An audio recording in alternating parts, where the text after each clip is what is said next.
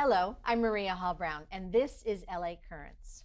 Protecting Angelenos and anyone who works or visits here from discrimination. I am so thrilled to be joined today by the Executive Director of the Los Angeles Civil and Human Rights and Equity Department, Capri Maddox. So nice to have you here, and thank you for taking the time because I know that you are incredibly busy. Thank you for having me, Maria. Glad to be here. All right. It's an interesting department. It's just a little over a year old, but what exactly are the responsibilities of the Los Angeles Civil and Human Rights and Equity Department? Yes, Maria, we are doing so many things as it relates to equity and inclusion in the city of Los Angeles. Really want to thank the mayor for, standing up this department along with the resources that City Council has given us. We want to deal with some of the issues that we were faced with in the last year or so. But we've been dealing with inequities and discrimination, hate crimes, and other things in this city for far too long. Particularly when you think about communities of color, some of us have been dealing with issues like this for hundreds of years, but we saw an intensity as it relates to hate crimes and discrimination in the last 5 years really spike. Our department is tasked with dealing with these discriminatory practices, particularly as it relates to the private sector in the areas of commerce, education, employment, and housing. Wow. Okay, so I do want to point out that the word equity was added to the department name after the department was founded. So needless to say that became a critical component of what needed to be addressed. So how does the word equity even separate itself a little bit from human and civil rights? Well, we're not only going to be fighting for folks as it relates to discriminatory practices that they may be facing or hate crimes in this space. We want to actually level the playing field because as we think about things getting back to normal, let's just be clear, Maria, normal was not working for everyone. Right. So we want to create an opportunity for us to look at equity as it relates to all things, particularly as it relates to our policies, like the budget process, like our response to the COVID-19 crisis, thinking about the digital divide or food deserts. We also know that in that space of equity, we want to have upward mobility programming, helping people get to the middle class and beyond. In addition to that, talking to some of our corporate partners that want to do the right thing and assisting them as they deal with, how to have more diversity, equity, inclusion in the workplace. The department was actually formed and you got the job, just a few weeks before we ended up going into the shutdown in March of 2020. What were the issues in the city at that moment in time that triggered Mayor Garcetti to create the department and to put you in charge? So obviously things have changed somewhat, but what were those issues at that moment in time that made this a priority for him? Well, we know that hate crimes and hate incidents and discriminatory practices were on the uptick. Really want to thank the Black Workers Center, council members, Gil Cedillo, former council member Wesson, for really taking the charge to know that discrimination was not being addressed and not in a substantial way, right, because we had a backlog at the Department of Fair Employment and Housing. When you think about on the federal scene, we didn't have resources to deal with high volume of discriminatory complaints that were coming to these agencies. And so the city of Los Angeles needed to step up to create the civil rights ordinance because justice delayed was justice denied. We're talking people that had to wait 2-3 years for justice as it relates to blatant discriminatory practices that were happening in the workplace, commerce, and other areas. And as you said, then the pandemic hit, and so much has happened in our world in the last year plus months. And I would imagine that there are a whole bunch of other things that came to light. I mean, you just mentioned earlier the digital divide, and that was obviously a problem, but that just became an enormously critical component of how we were all handling the pandemic. What are some of the other things that when you were sitting in this position, in this new role, shutdown happened, and now all of these things are happening around you? What are some other things that bubbled to the surface that you realized that you really needed to address? So in addition to the digital divide, as you said, we have our lives are pretty much online now. And it's particularly when we think about our students. I mean, there are kids right now that are sitting outside of a Taco Bell or a McDonald's to try to get Wi-Fi access so they can go to their classes. How do you work? How do you function like that?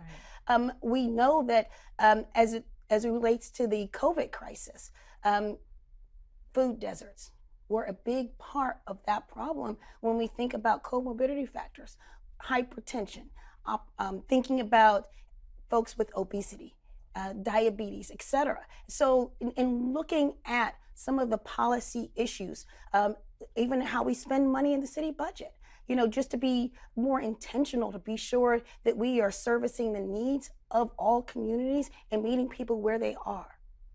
So at this moment in time, while you were watching all of this happen around, did your ideas shift or move from when you first got the position into, now you're about a year plus in? Have you had to make adjustments in what you thought you needed to do right off the bat? Well, there are a few things. Of course, as I mentioned, the COVID crisis, we Right. saw that, taking care of our residents in a number of ways, whether it's the digital divide or otherwise, is really important. But in the last year, of course, we saw the death of George Floyd. Yeah. And, that was really upsetting and disturbing. But we also saw, um, even as we think about the attacks that happened on the Capitol, um, we know that hate and discrimination is alive and well and in our faces here in America. And so we need to take this opportunity to really be intentional, to be sure that we put as much effort into combating the hate and discrimination.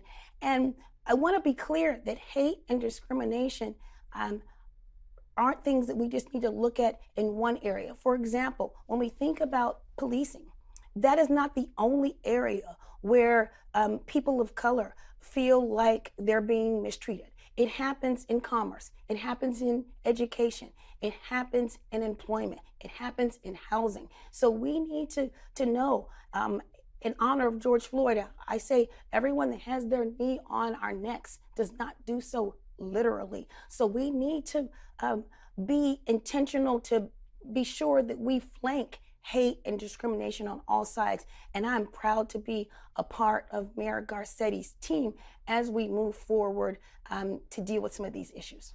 Because Los Angeles actually has a rather infamous history when it comes to discrimination, in particular with housing, as we've learned in the past. But what does the agency do to help those private sector scenarios in which, so what kind of tools do you have that you can use to address all of these disparities, this discrimination, this inequity that needs to be fixed as fast as possible? What can you guys do?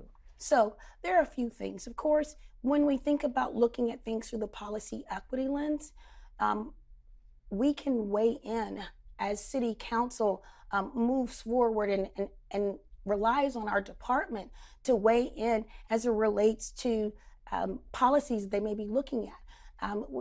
Anything from hiring within LAPD to planning decisions like, how do we get rid of food deserts, for example.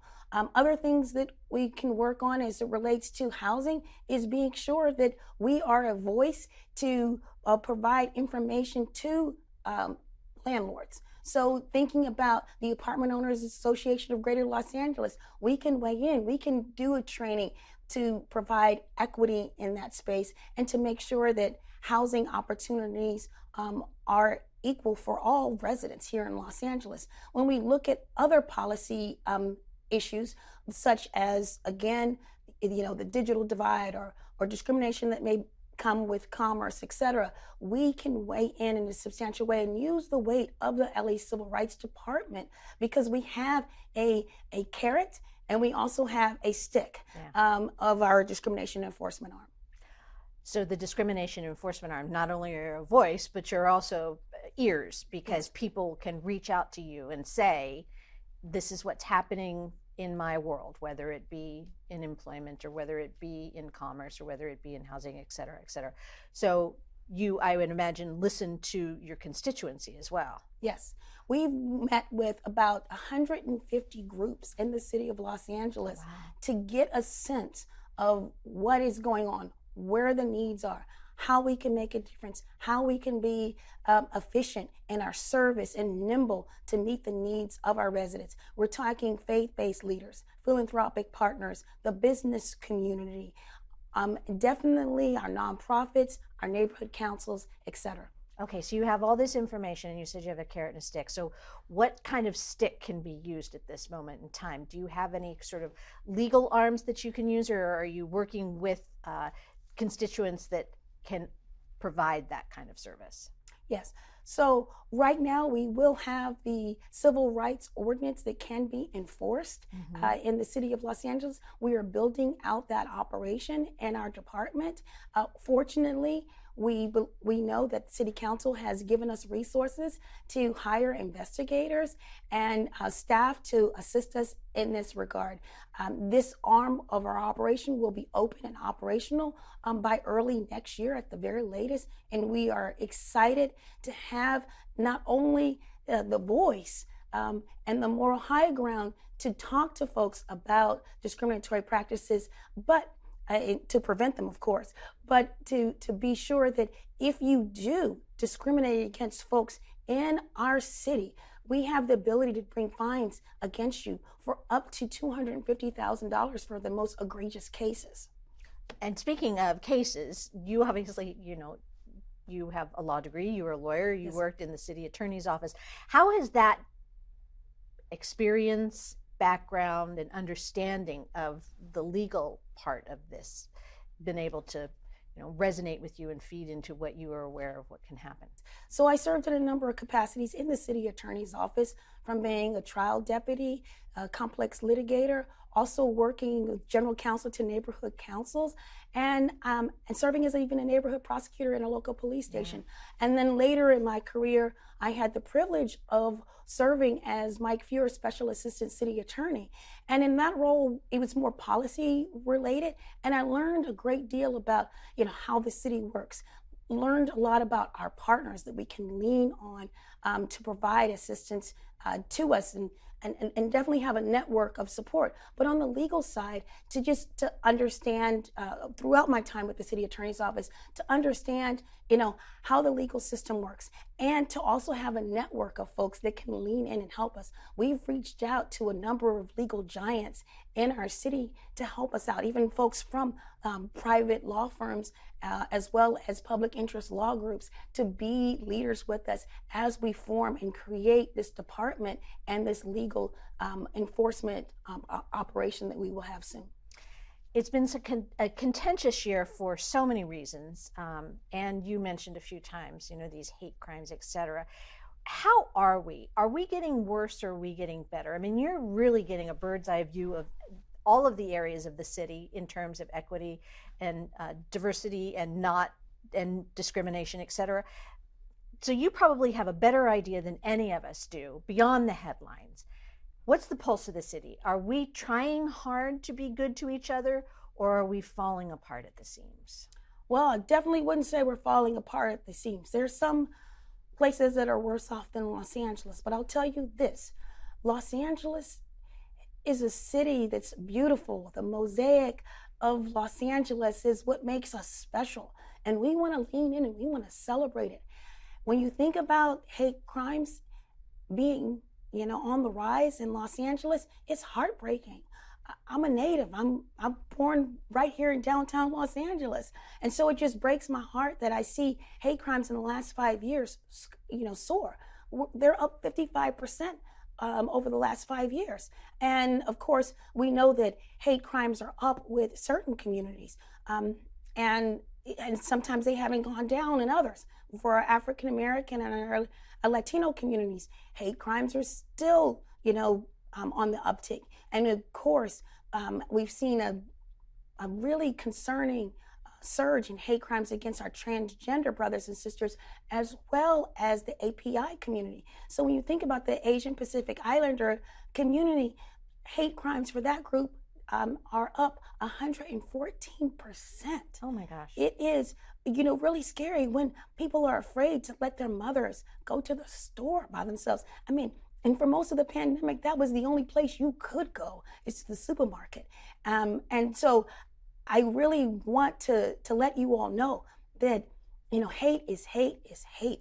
And we want to fight it everywhere because as you see, hate crimes start on the uptick with one group and then it's at another group. We just saw a hate incident happen against, the Jewish community. And so we need to be intentional to deal with it because when they come for one of us, they're coming for all of us. And I'm proud to say that our department is leading the effort for a PSA, a public service announcement campaign that will allow us an opportunity to have uh, anti-hate um, anti-hate materials on city assets like our buses, like city vehicles, city buildings. And this was an effort that Councilmember Ridley Thomas, Councilmember Nithya Raman, and Councilmember John Lee really led. And I think it is important that the motions that City Council gives to our department to handle are things that we celebrate and we want to lean all in to make a difference. So by June, you will see a beautiful PSA campaign to show that LA is for all. And we want to celebrate the beauty of Los Angeles with our wonderful, diverse mosaic. So I would imagine, and of course I don't know yet, but the idea of fighting hate is teaching love or teaching yes. acceptance or getting to know each other.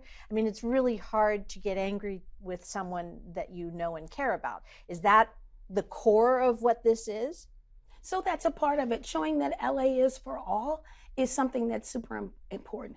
I think that we're so much better. I mean, when you think about food, it's like, what would we be without these cultures? I mean, there's I've lived in different places where, we didn't even have, some of the arts and some of the food and some of the culture that we could really share and enjoy. And here in Los Angeles, you can, go 2 or 3 blocks and feel like you're in a different place and have a totally different experience and enjoy and feel like you're immersed in another culture. And people come from all over the world to celebrate that. And here in Los Angeles, we need to appreciate it and appreciate the diversity of our city and our region. It's really important to know that when we're dealing with outreach and community engagement, our department, through the Human Relations Commission, will be doing a lot of outreach events. We have an opportunity to celebrate all cultures, and that's a part of our department as well. It's not only going to be a place where, we only deal with hate and only deal with discrimination. We want to deal with love and what makes Los Angeles better. We actually are in construction now. Down in the LA Mall to create the John Lewis Conference Center. And that'll be a place where communities can convene and come up with ideas and have state-of-the-art smart boards and technology to be able to think about how we can make Los Angeles better for all. You have such a light and such a positive attitude, and yet you walked a pretty rough road growing up. Does that influence and does that feed into, what it is that you want to succeed in doing for the city of Los Angeles? And I don't mean to get too personal, but you did have a tough time growing up. Oh, yes, sure. Maria, you have to think about, and many people know that 5 families took me in when I was in high school, so I would not have to go to the foster care system. And so many people invested in my life. And I think it is important to know that in all that I do, I represent Los Angeles because so many people did so many things for me that they did not have to do. Of course, I lived with both of my grandmothers, my aunts, my play aunts, um, growing up. And I learned so much from so many people that poured into me. And I think that in my service to others, that is the way. I can't pay those folks back, but I can pay it forward. And that is what I want to do. And of course, when you have, tough times, I understand what it's like to be othered. Again, when you're a kid in LAUSD and you don't have parents running up to the school to advocate for you every day, my guidance counselor said I wasn't college material. And I have a bachelor's and master's and a law degree because people invested in me, like my family at Cal State LA. I showed up there, 2 suitcases, everything I own, no money, no housing. And, they created a path of upward mobility for me. So I want to give that back to our community and our equity space, for example, because there's so many kids that are a part of our region and they're going to be here. We need to invest in our families, in our communities, because they're not going anywhere. They're not going to all pack up and leave the state once they turn 18. So I think it's important to invest in people in our society now so we don't have to worry about the repercussions later on. And I think knowing what it's like to be othered. I've been the victim of a hate incident, a hate crime. I think it's important, again, to I use and draw off these experiences to be a better public servant. So we're very grateful for all of our shared experiences, and we have a team of wonderful folks in the Civil Rights Department that come from a variety of backgrounds that can serve and lift up Los Angeles in a unique way. It's probably a lot. He was very intuitive in putting you in this position because you're obviously very empathetic. And during the George Floyd court case, you were very, it affected you personally. I mean, you spoke about that very openly about how the court case, because being a woman of color and being a mother and understanding the fears that you have when your son goes out driving, et cetera, like that. Sharing that personal side of your feelings, I think would probably draw people to want to be able to share what they are going through too. Is that something that you've thought about conscientiously, or is that just something that's happening organically? Definitely, Maria, it's an organic experience, a very real one too.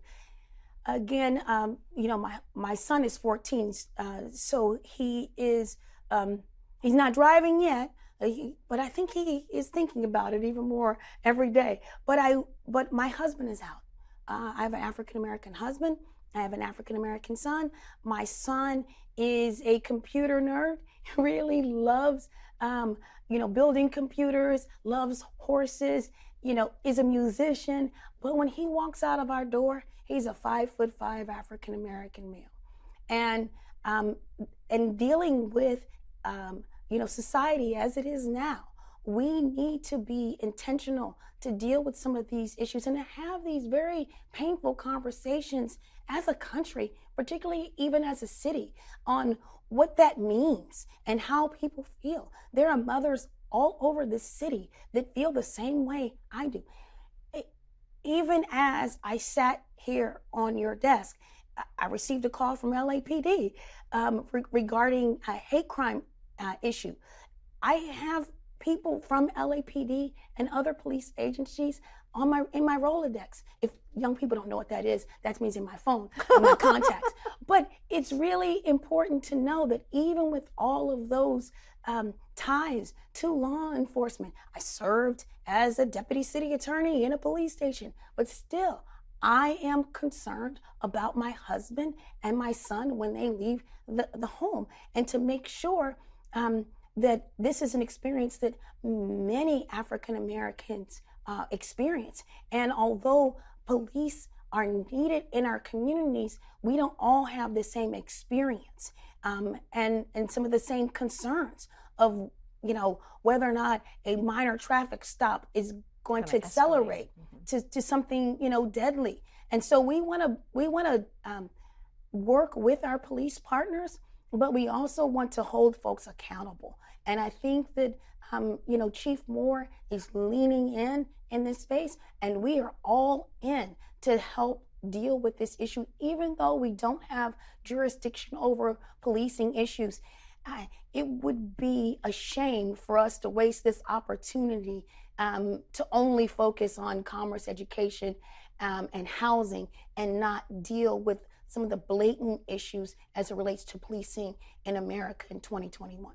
Okay, so you bring up a good point, because there is this issue of the department focusing on more the private sector, but there is also influence and there is cooperation with a lot of the public sector, as true, as you mentioned, the police department. I would imagine there would be other public and municipal departments that you work with too. Is that accurate to say? We're helping a few other departments. And the other thing, too, that I really want to appreciate is that Mayor Eric Garcetti really thought about flanking hate. If it's in the private sector, it's in my lane. Because along those lines, I mean, I know this is kind of jumping subject slightly, but I was thinking about what you were saying earlier. I just read an article recently about an African American woman who had put her house up for sale. And she had two people come and do a determination of the value of the house. And then the last time, she had only talked to the person on the phone, and she had a white friend come and stand in as her. And the value of the house was appraised at substantially higher, which of course was horrific and terrifying and awful. So in your role with the LA Civil Rights Department, if someone has that kind of experience, what should they do? What can they do? And how do they reach you, and what will happen at that moment? So, Maria, you brought up a very important point. Hate and discrimination is costly. Yeah. And it has affected the generational wealth for many families, particularly people of color.